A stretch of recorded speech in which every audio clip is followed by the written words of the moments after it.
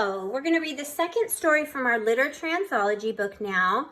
The genre is a how-to, which means it's directions. It's kind of like if you read a cookbook and you were getting directions on how to make a cake, or maybe you wanted to build an art project and you needed directions on how to build it, or even if you're building Legos, right? It comes with that book that gives you step-by-step instructions, though usually not using words in that case. But in this case, we're going to talk a little bit about that later on after we read the story. And you will be doing a Your Turn page that will also talk about directions. Okay, but let's start. So our genre is how-to, and this is another kind of story that talks about sounds, right? And you can see that right in the title. The title is Shake, Strike, and Strum, right? And it has exclamation points at the end, so you're supposed to be super excited when we say it.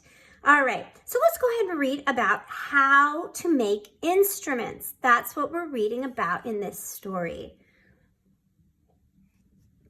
You can see the kids and they're playing different instruments. Maybe you play an instrument at home, but in this story, you're gonna get to see how you can maybe make an instrument. That would be fun, huh? All right, let's go ahead and read what it has to say. Ready? Read.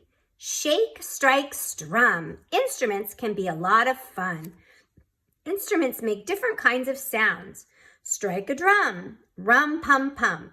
Strum a guitar, plink, pling. Blow on a horn, toot, toot, shake it up. Some sounds are nice to hear, others are not, but all sounds have two things in common, pitch and volume. Okay, so we're gonna find out what those two words mean. Pitch is how high or low a sound is. When you whistle for a dog, you make a high-pitched sound. Volume is how loud or soft a sound is. When you whisper in class, you make a low volume sound. Okay, and when you shout, right, that's a high volume sound. So let's look at the directions. We're going to see how to make different instruments. So you can make fun sounds too. Make these instruments and start a band. So these are things maybe you have at home, and maybe if you're really nice to your parents, they'll let you make some of these. If you happen to have the supplies. So let's look at the directions. The first one we're going to look is how to make a guitar. Now, the one thing about directions is it often tells you what you need, but it gives you an order of doing things. And we've been doing a lot of writing in that kind of order, right? We've been saying words like first, then, next, last. Those are direction or order words that make it easy for the reader to know what to do at what time. So let's take a look at this. It says how to make a guitar.